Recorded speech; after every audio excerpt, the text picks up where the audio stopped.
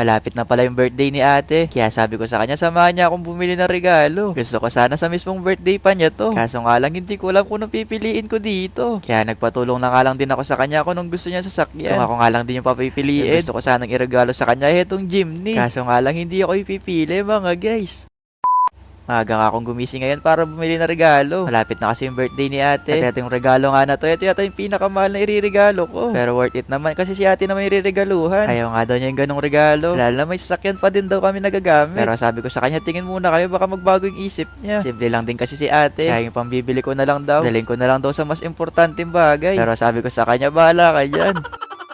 Bago nga kami tumingin ng sasakyan, kukuha na nga muna kami ng lisensya. Nagpatulong na din pala kami sa tropa namin na si Kaberg. Kasi alam daw niya kung saan kumukuha ng lisensya. May student license na din naman kami. Kaya yung non-pro na yung sunod namin na kukunin ni ate. Malapit lang din pala yung Capitol sa amin. Kaya makalipas nga ng ilang minutong pagbabiyahe, nandito na din kami. Nung nakaraang araw pa nga